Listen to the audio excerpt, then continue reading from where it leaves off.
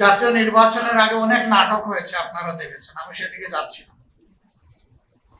তারপরে একটা নির্বাচন হয়েছে, একই দিনে দুটো নির্বাচন হলো, একই ধরনের অর্ডারের মাধ্যমেই হলো। আমরা বিরোধী দল দুটাকেই গ্রহণ করলাম, শপথ নিলাম। সরকারি দল একটা শপথ নিল, আরেকটা নিল না। দেরিতে এসে তারা ব্যাখ্যা দিলেন যে এই নির্বাচনী বৈতরণী পার হওয়ার জন্য তারা তখন সবকিছু মেনে নিয়েছিলেন, এটা আসলে তারা মনের দিক থেকে মেনে নেন। রাজনৈতিক দল কিংবা প্রতিষ্ঠানের পক্ষ থেকে জাতির সাথে যদি এই ধরনের তামসা এবং প্রতারণা করা হয়, তাহলে ভবিষ্যতে মানুষ রাজনীতিবিদদেরকে আর সম্মান করবে না, যে এদের কথার 2 পয়সার কোনো মূল্য নেই। এরা যখন তাদের সুবিধাজনক জায়গায় পৌঁছে যাবে, তখন জনগণের সাথে দেওয়া সমস্ত ওয়াদা ভুলে যাবে। আমরা বিস্মিত হলাম, জাতীয় সংসদের মতো জায়গায় দাঁড়িয়ে প্রতারণার আত্মস্বীকৃত সাক্ষী পাওয়া গেল। লজ্জা, সামান্য হায়া শরম থাকলে এটা হওয়ার কথা ছিল না।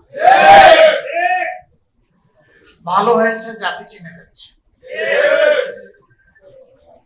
এখন আর অন্য কোনো ব্যাখ্যা দেওয়ার সুযোগ নেই। ওখানে যা বলা হয় কার্যকরীতে তা লেখা হয়ে যায়, ইতিহাসের অংশ হয়ে যায়, যদি এটা এক্সপাঞ্জ না হয়ে থাকে। যেহেতু এই বক্তব্য এক্সপাঞ্জ হয় নাই, কাজেই এই আত্মস্বীকৃতিও রেকর্ড হয়ে থাকলো। তারা এই সংসদে দাঁড়িয়ে বলেছিলেন জুলাই চার্টার একটা অন্তহীন প্রতারণার দলিল, আর এই সংসদেই দাঁড়িয়ে তারা আবার প্রমাণ করলেন তারাই জাতির সাথে অন্তহীন প্রতারণা করেছে।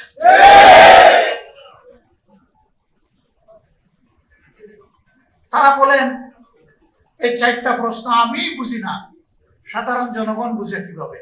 আমার প্রশ্ন হলো 4টা প্রশ্ন যদি জনগণ না বুঝে, তাইলে 31টা বুঝে কিভাবে?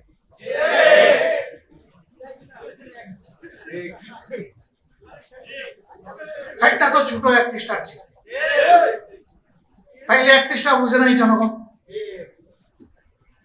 সুতরাং জনগণকে আপনারা মূর্খ বলছেন, মূর্খ। আমরা এখানেও নিন্দা জানাই। জনগণের বিবেচনা বোধের উপরে যারা প্রশ্ন তুলে, বুঝতে হবে তারা গণতন্ত্রে বিশ্বাস করে না। গণতন্ত্রে বিশ্বাস করলে জনগণের বিবেচনা বোধের উপর প্রশ্ন তোলার কারো কোনো অধিকার নেই। এই কাজটা তারা অবলীলায় করেছেন। দুঃখ লাগে, আগেই বলেছি 17.5 বছর তারাও তো মজলুম ছিল। তাদেরও তো বহু লোক নিহত হয়েছে, গুম হয়েছে, পঙ্গু হয়েছে, জেলে গিয়েছে। হ্যাঁ, এটা ঠিক যে সবাই জেলে যায়। যারা জেলে যায়নি, গুলি খায়নি, পঙ্গু হয়নি, যাদের আপনজন কেউ শহীদ হয়নি, তারা শহীদ পরিবারের হাত আর বুঝতে পারবে না। আমরা দেখেছি 5 আগস্টের পর যখন প্রয়োজন ছিল শহীদ পরিবারের কাছে যাওয়ার, যারা এই প্রয়োজনটা উপলব্ধি করেছে তারা শহীদ পরিবারের কাছে গিয়েছে। আর কেউ কেউ তখন থেকেই নির্বাচনের দাবি তুলেছে। শহীদদের তাজা রক্ত তখনও ভাসছে, মায়ের চোখে তখনও পানি নয়, রক্ত ঝরছে। সেই সময় তাদেরকে সান্ত্বনা দেওয়া, তাদের পাশে দাঁড়ানো, এই কাজটা না করে কিভাবে কিছু রাজনৈতিক দল তারা তখন থেকে নির্বাচনের জিকির তুলতে পারল? কাজেই তাদের কাছে তাদের আপন সঙ্গীদেরও রক্তের কোনো মূল্য নেই।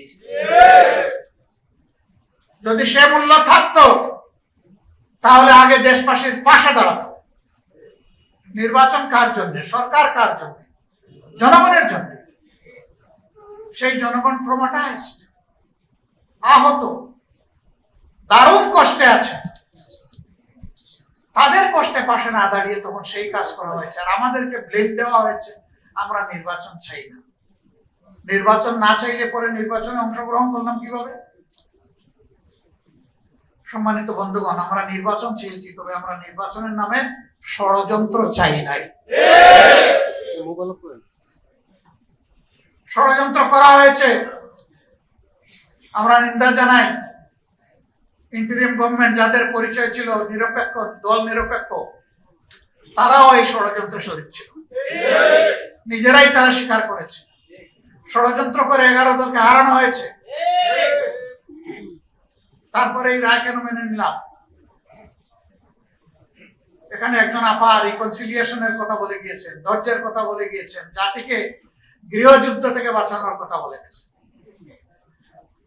17.5 বছর পরে এই নির্বাচন নিয়ে ষড়যন্ত্রের ফসল হিসাবে যদি আমরা সেদিন রিভোল্ট করতাম, এই নির্বাচনের ফলাফল প্রত্যাখ্যান করতাম, তাহলে দেশে বিশৃঙ্খলার সৃষ্টি হলে এর শেষ কোথায় গিয়ে দাঁড়াতো কেউ জানে না। 11 দল দায়িত্বশীলতার পরিচয় দিয়েছে, কিন্তু সাথে সাথে 11 দল এটাও বলেছে নির্বাচনে এই ষড়যন্ত্রের ফল মেনে নিলেও আমরা গণভোটের রায়কে অগ্রাহ্য করতে দেব না। এ পর্যন্ত 10 থেকে 11 বার আমার কাছে ফর্মাল প্রপোজাল এসেছে, আসেন আমরা সংস্কার করার জন্য, সংশোধনের জন্য একটা সংশোধন কমিশন করি। আমাদের পরিষ্কার জবাব, সংশোধনের জন্য কোনো কমিশন লাগে না। সংশোধনের জন্য সরকারি দল ট্রেজারি বেঞ্চ থেকে বিল আনতে পারে, বিরোধী দল আনতে পারে। সেই বিল আসবে, বেটিং এ যাবে, আবার ফিরে আসবে, তারপরে আলোচনা হবে, আলোচনার পর ভোটে যাবে, ভোটে যদি এটা গ্রহণযোগ্য হয় তাহলে পাস হয়ে যাবে। এটার জন্য কোনো কমিশন লাগে না।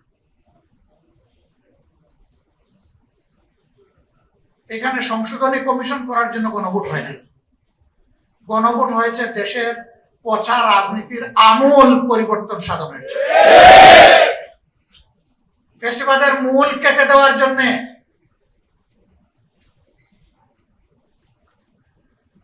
আমরা সেই সংস্কার চাই। বিএনপি ওয়াদা থেকে সরে গিয়েছে। আপনারা কি চান আমরাও জাতির সাথে বেইমানি করি? আমরা বেইমানি করতে পারবো না। আমরা জাতিকে কথা দিয়েছিলাম, আমরা সেই জায়গায় আছি এবং আমরা কনফিডেন্ট, আমরা গভীর আস্থাশীল জনগণের 70% মানুষের দেওয়া এই ভোট বৃথা যাবে না। ইনশাআল্লাহ এটা বাস্তবায়ন হবে।